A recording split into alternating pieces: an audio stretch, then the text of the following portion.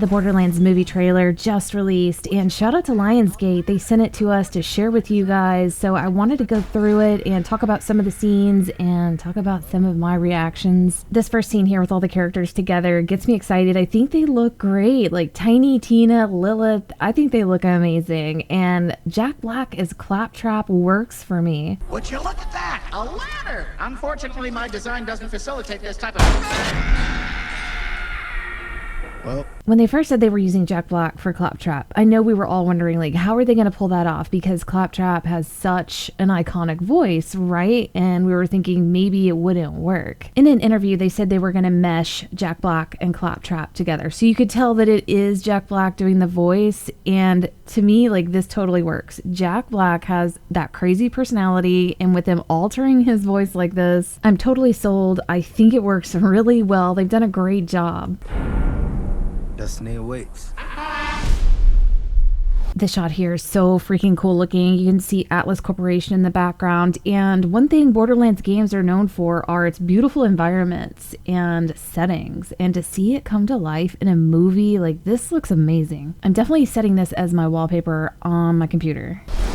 Legend has it that there's this massive treasure hidden in some secret vault. Clearly this is the vault. It looks very vault-esque and what you would see from the game. I'm sure we'll see some crazy scenes here.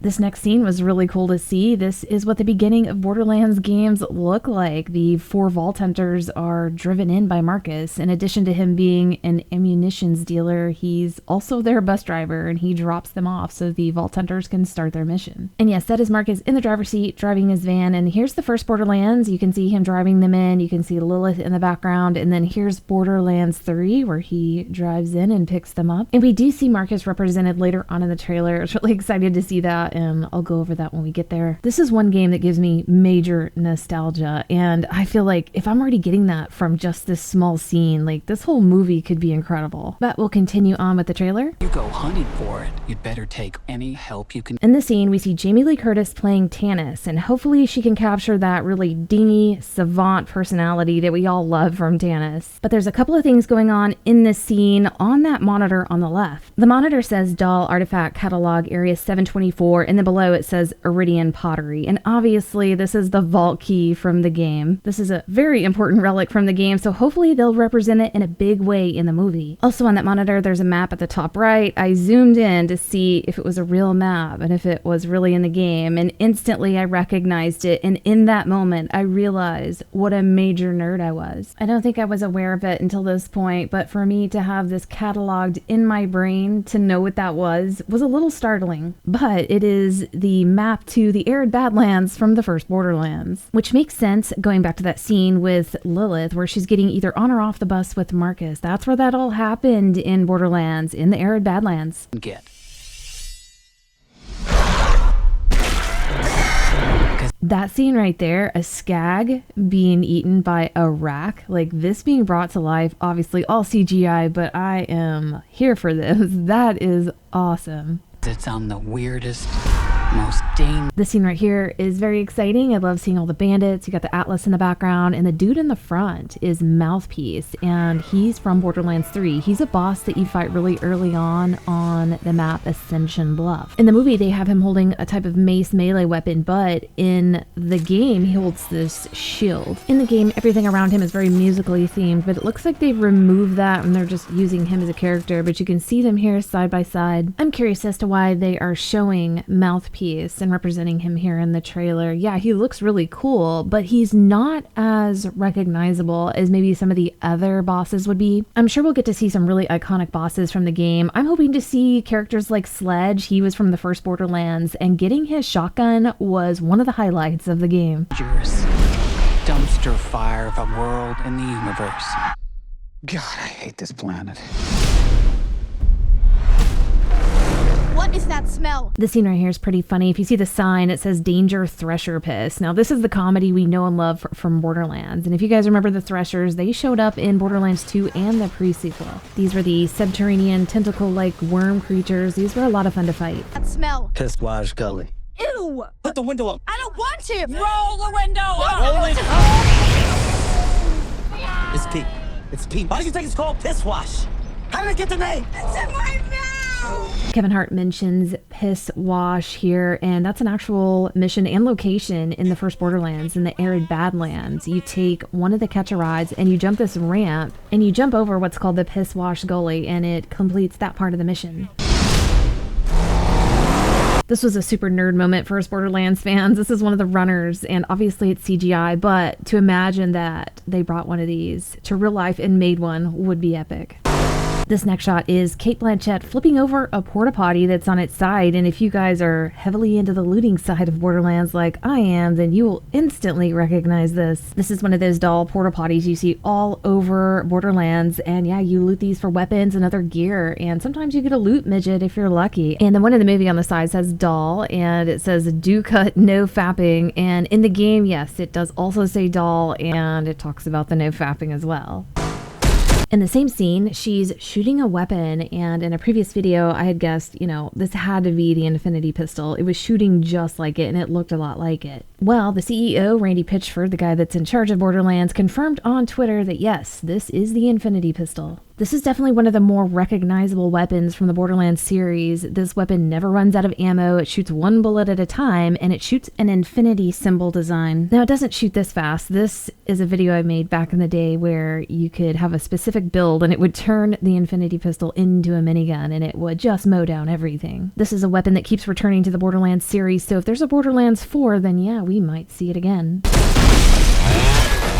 This next scene was super unexpected and extremely clever. The way that they did the skins for the characters, that's a big part of the game, collecting the heads and the outfits for all of our Vault Hunters. Krieg, he's in the back left. He's wearing one from Borderlands 3 called Bird Collar, and then Cate Blanchett, aka Lilith, she's wearing one that is a skeleton skin that you got if you got the deluxe edition of Borderlands 3. You could put the skeleton skin on any of the characters, but she is wearing the one that Amara would wear, the siren, and you can see the hair and everything is the same. So this was a really nice touch and a lot of detail here. And this is one of my favorite skins in Borderlands 3. Tiny Tina, aka Ariana Greenblatt, is wearing one called Deranged Ranger, and it's just a bandit mask, and also from Borderlands 3. But yeah, that holographic effect is really cool, and this is the first look at Moxie's bar. You see a slot machine in the background with slots, and yes, this is definitely her area. We are in her bar.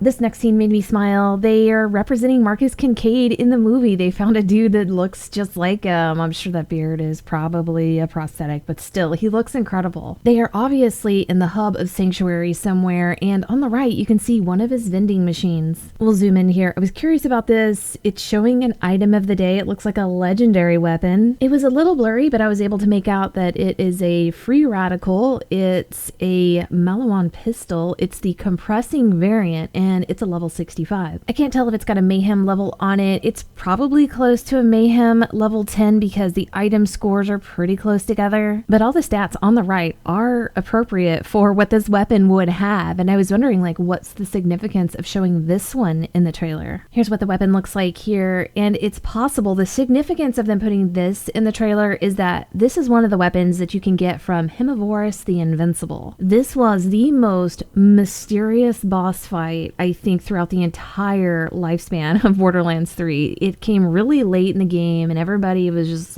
wondering what was going on, and they finally added it way at the end. So this could be the meaning behind why they put that in the trailer, but who knows?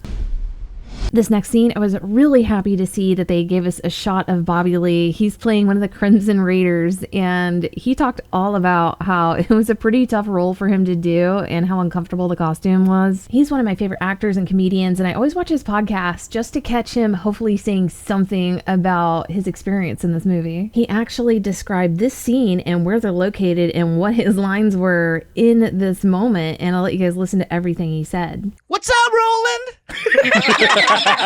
I swear to God. You just killed it.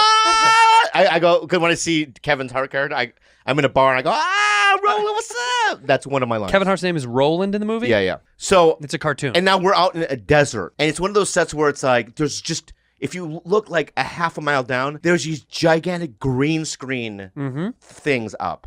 All these spaceships and machinery and gigantic dinosaur bones sticking out of the sand. I mean, it's like, and there's 300, 400, 500 people, just a sea of people working on all kinds of stuff. But then, so I went to shoot, right? So you go to this desert, and it's like thousands of people, like extras. Like, and I play a soldier, right? That's basically what we're wearing. Okay. This red, like, stormtrooper suit, metal, the whole thing. It's hot as fuck, and there's hundreds of us in the desert. I'm sweating too. I'm sweating this, right? And the take takes for 20 minutes. It's like the people are just running with fucking machine guns and spacecrafts. Yeah. You know what I mean? And all kinds of shit going on. But then all of a sudden they go, oh, we switch things around. We're doing your scene. So they're switching it around. Let's go to the church and with Kevin's waiting for you to rehearse. And you go there and it's like hundreds of people.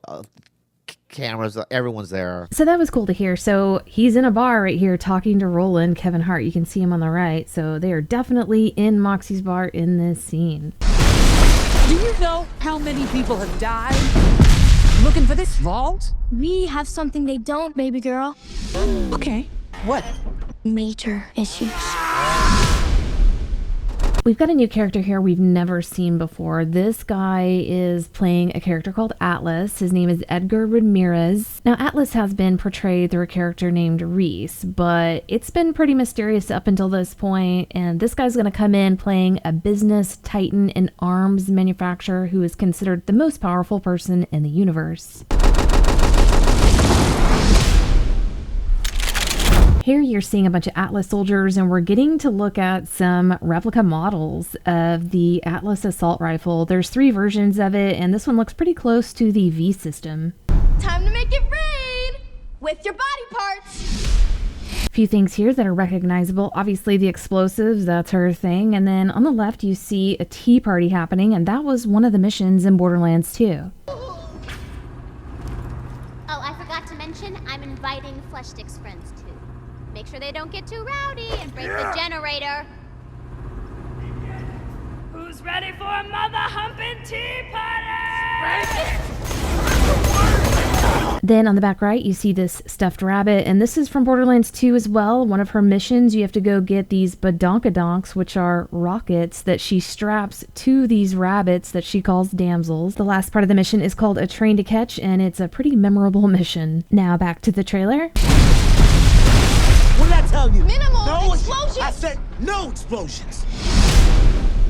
I'll pause it right here. So Cate Blanchett, Lilith, is getting on the bus with Marcus, and you can tell that it's Marcus's because on the right it says Marcus's guns, and then it shows another item of the day. I was looking to see if this was a different item of the day, but it's not. It's the same compressing free radical, and this is supposed to be a Malawan pistol, but this image is showing it as an SMG, so that's a little bit of an error. So it tells me not to look too deeply into some of the stuff we may see in this movie.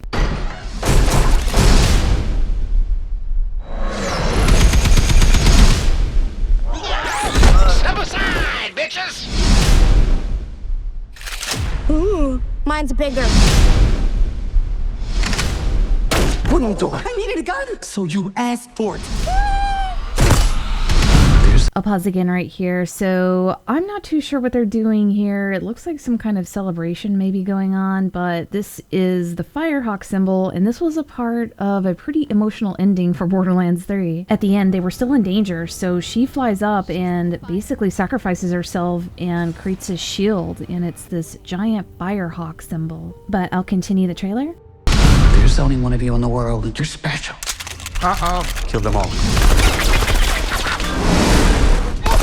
Here's our first look at Gina Gershon as Moxie in the movie. I know we're all going to be excited to see her, see how well she does, but she definitely looks the part. I'll replay that last scene and slow it down. You can see Lilith standing with Claptrap, and she's using her phase ability and teleports everyone. And this was my favorite thing in Borderlands 2. I love playing as the Siren and using the phase lock. It was so good.